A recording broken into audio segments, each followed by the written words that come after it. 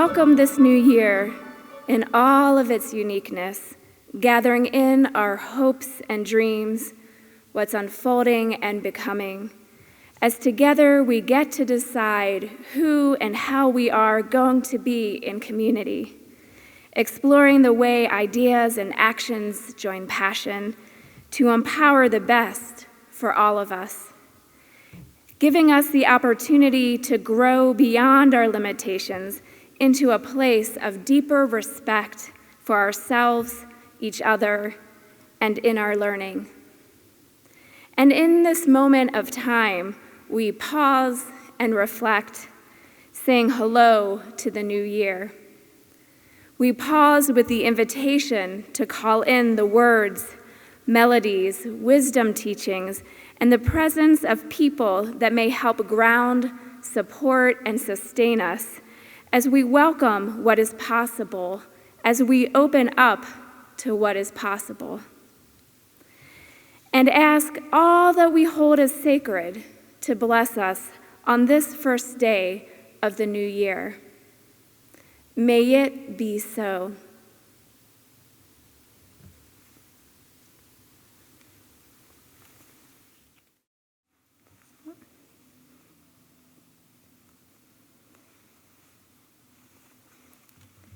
Welcome everyone to the 2020 to 2021 academic year. As we come together today, I would like to begin by acknowledging the Native people on whose unceded territory we work and reside. Whether that is the Ute people here at Colorado College or the various Indigenous nations and people across the country and world. The systems we work within, including this institution, were founded upon the erasure and exclusion of Indigenous people.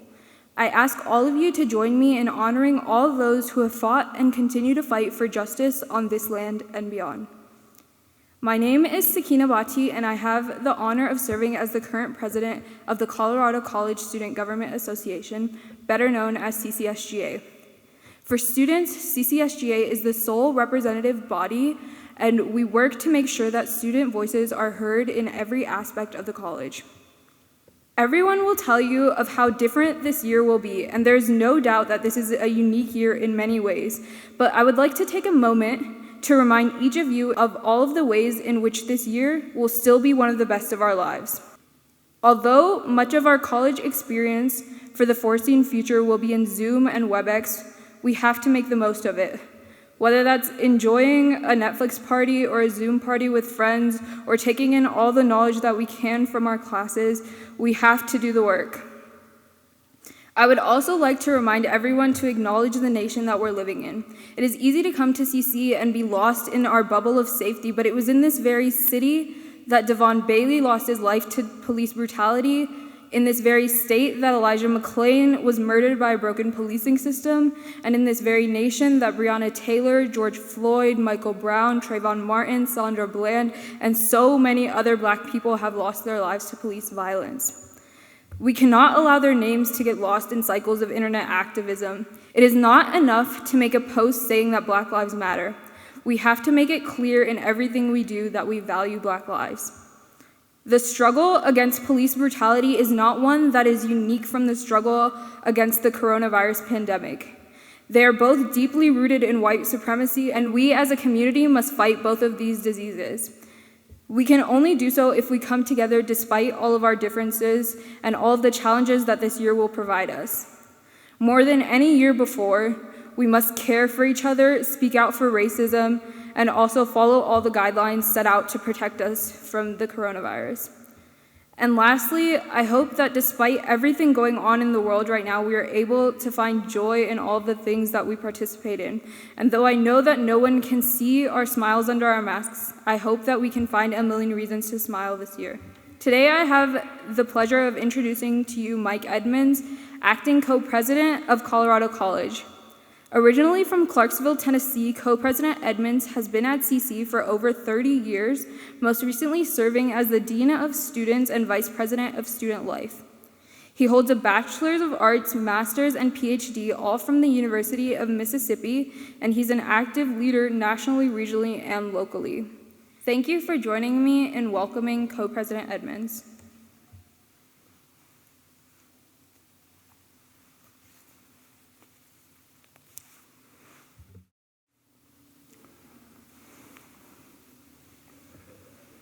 Thank you, Sakina. Welcome new and returning students, faculty, staff, and friends. I'm Mike Edmonds, acting co-president of Colorado College. While we wish we could gather in person for opening convocation, we are thankful for this opportunity to begin our 147th academic year. We understand and we acknowledge that this year will be different than most academic years. Each one of us has been experiencing constant change. Throughout his lifetime, playwright, novelist, and activist James Baldwin responded to and helped bring about great change. He told us, "Not everything that is faced can be changed, but nothing can be changed until it is faced." We can face the current devastating challenges of the pandemic and social and racial inequality together. I am truly inspired by the many ways that our students, faculty, and staff are rising to these challenges with creativity and determination. And for our new students, you are joining a community that encourages you to think deeply and differently, to go beyond your initial thoughts and assertions, and to question conventional wisdom. Let's take on these challenges together and create change. This year will be a time for responsibility and accountability as we deal with the pandemic and social injustice. How we treat each other matters, and what we learn from these circumstances matter. How will we remove the social inequality barriers? How will we become a better community? We know that part of the pandemic is out of our control, but then part of it is in our control. I ask you to wear a mask, wash your hands, and to follow public health guidelines around social distancing. Finding solutions to all of our challenges is not necessarily clear-cut. So I'm grateful to all of you for your willingness to work together, learn along the way, and look out for each other. It is now my pleasure to introduce our speaker, Interim Provost Claire Oberon Garcia. Dr. Garcia has been a mentor to many students, faculty, and staff, including myself. I am so grateful to Dr. Garcia for her visionary leadership. Please join me in welcoming our interim provost and my dear friend, Claire Oberon Garcia.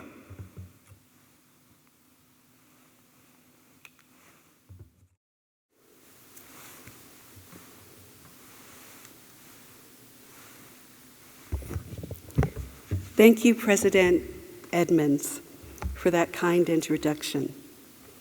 It is my honor to deliver the opening convocation address that marks Colorado College's 147th academic year. We start this new academic year at a moment of mind-boggling crisis and change.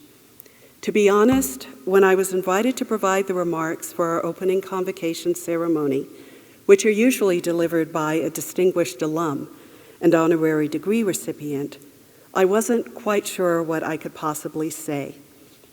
Our nation is reeling as the coronavirus rages across our population, and racial terrorism as a response to Black claims to basic human and citizenship rights has gained new power and authority. Our democracy, whose fissures and so-called guardrails have been under particular pressure these last several years, seems to be collapsing in the streets, exposing the inequities, inequalities, and violence that have been part of its architecture since the beginning. Many of us are vulnerable and afraid. In times of unrest and uncertainty, some of us turn to tradition and ritual for reassurance and to feel, even for a brief moment, that we have found our bearings in a rough and turbulent world, and that there are some good things that can be counted on through whatever life throws at us. I've always told friends that the beginning of the school year is my New Year's holiday. I'm known to wish colleagues Happy New Year as our paths cross again on campus after the summer hiatus. Even after more than 30 years on the faculty, I'm excited by the possibilities and potential that each new year presents. Teaching a new class, teaching a regular class to new students, meeting a new crop of advisees, and, when I was a program director, corralling newly hired colleagues to contribute to our interdisciplinary program. Yet the return to campus also offers the comforts of the familiar. I usually do research throughout the Black Atlantic during the summer, so settling into my Armstrong office among the books and pictures and coffee cups that I haven't seen for 8 or 9 weeks brings a particular tang of pleasure. Even the usual academic routines bring their joys at the beginning of the year.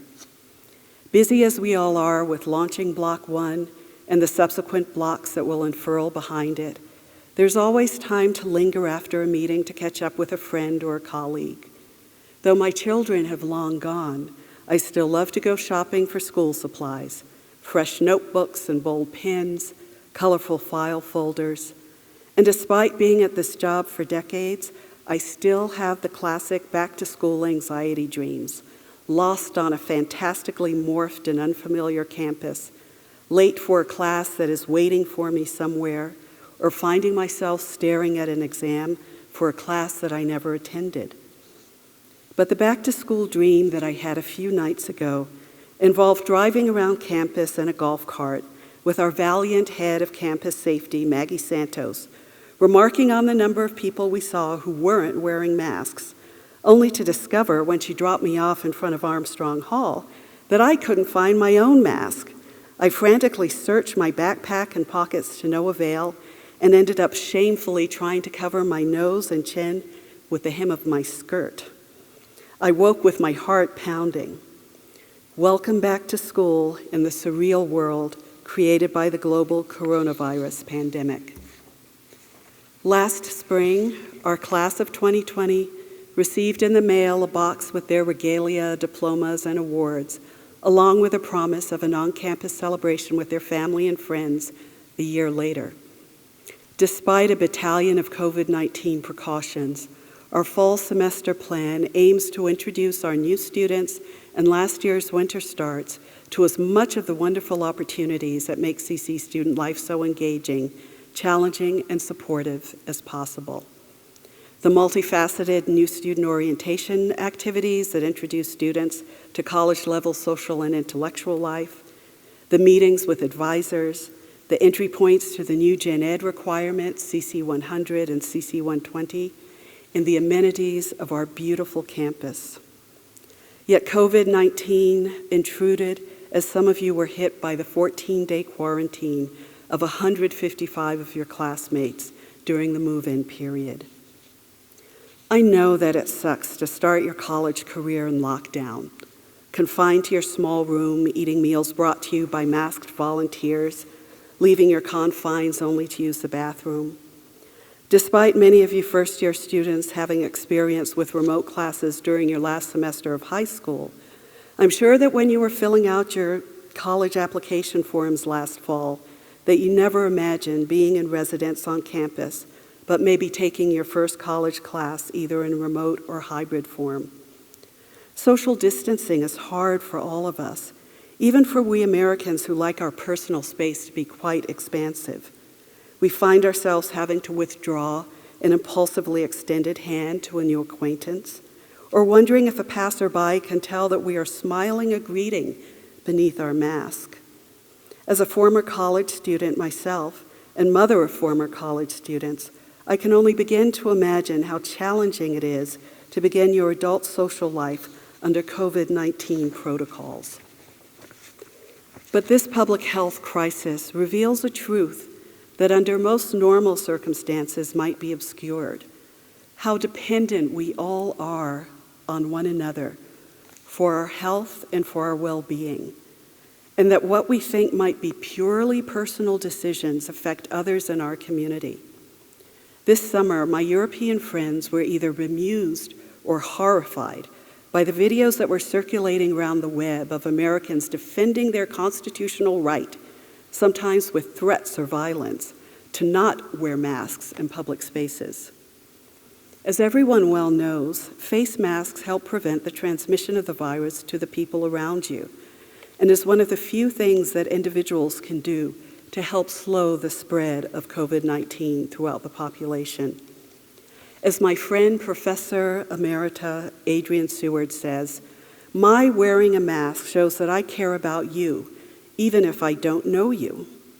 During a global pandemic, our personal health is affected and ideally protected by the decisions of others in our community to wear masks, to wash our hands, to maintain social distance and respect the medical experts' guidelines on group sizes and space density. My father's favorite poem was one by the 17th century English poet John Donne. The lines were not originally written as a poem, but rather as a meditation that appeared in a collection called Devotions upon Emergent Occasions. Donne was a Catholic soldier and scholar who converted to Anglicanism and became a clergyman, but the ideas in these famous lines are common to many different faith traditions.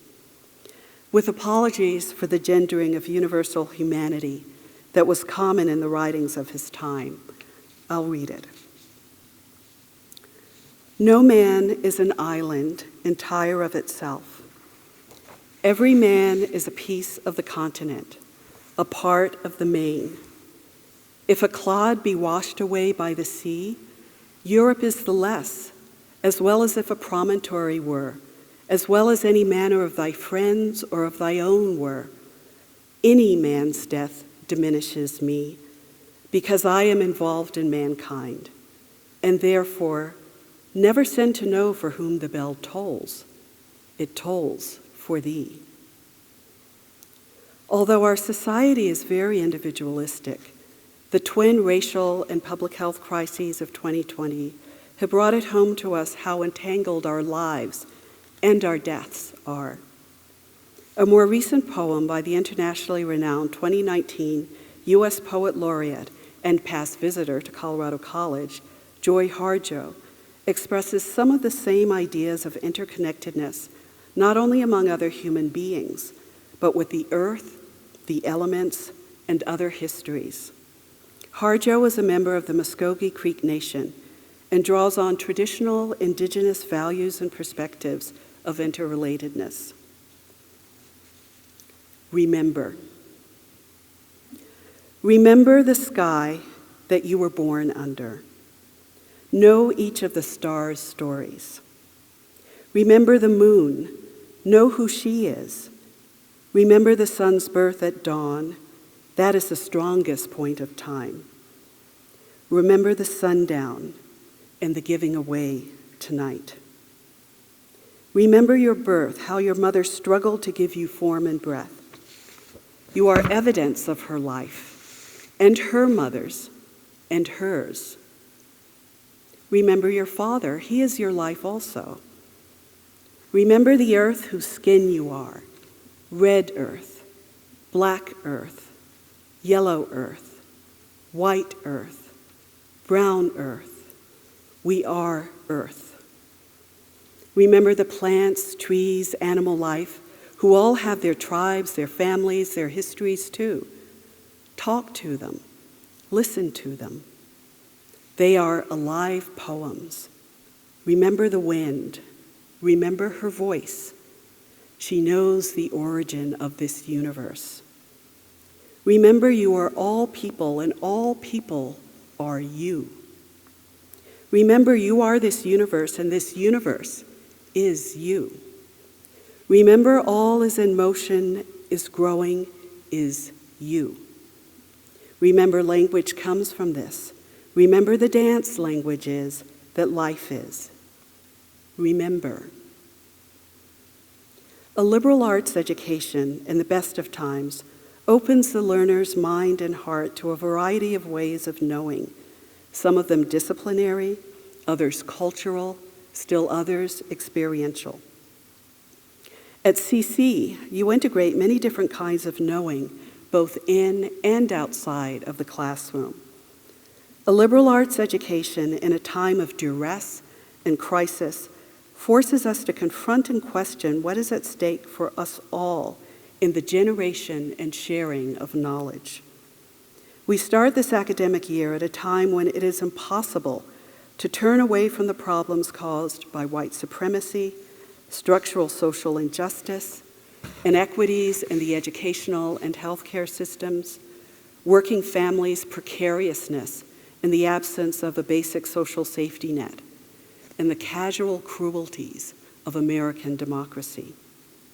But the broad, multidisciplinary, and engaged education that Colorado College offers in our newly expanded formats, face-to-face, hybrid, and flex, gives both teachers and students powerful tools to recognize and analyze what ails us and to change what needs to be changed.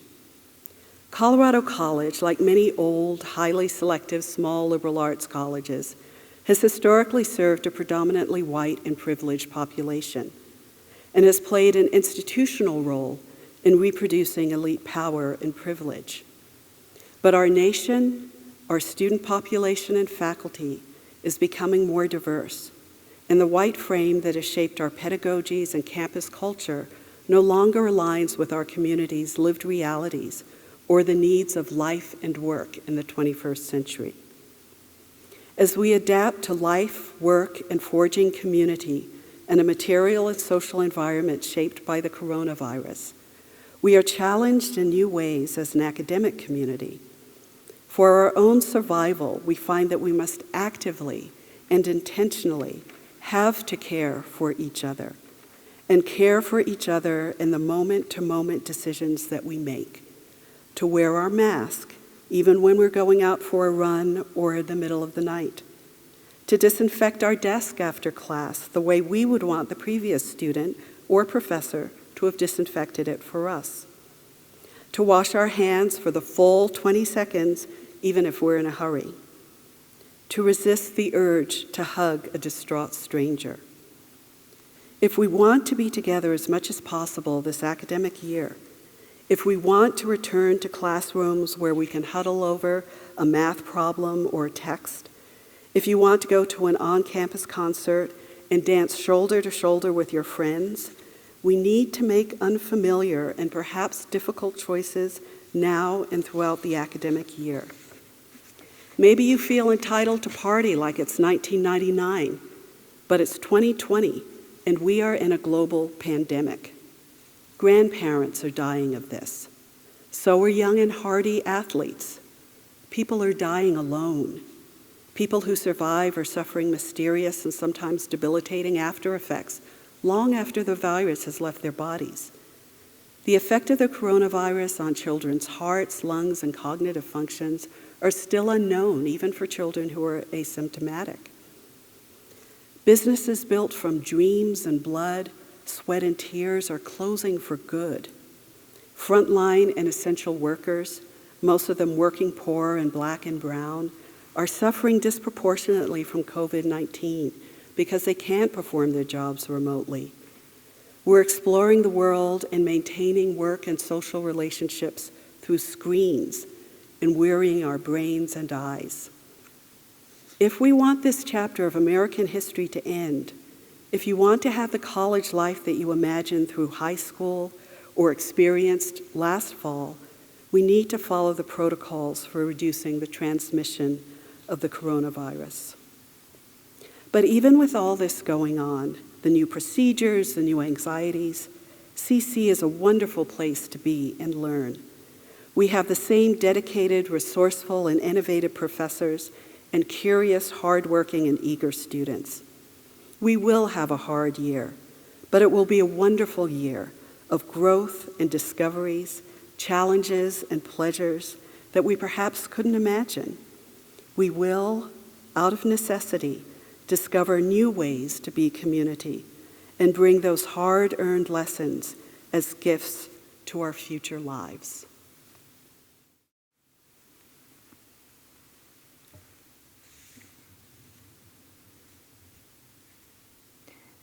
May we hold on to the invitation of this new year, embracing our love of learning, finding joy in our friendships, awakening to wonder in our reflections, discovering new places of flexibility, and in the challenging times, when we are tired or uncertain, frustrated, anxious, or even heartbroken, may we have the courage, the strength to embrace ourselves and each other with loving kindness and gentleness, knowing that we are all in this together. Amen.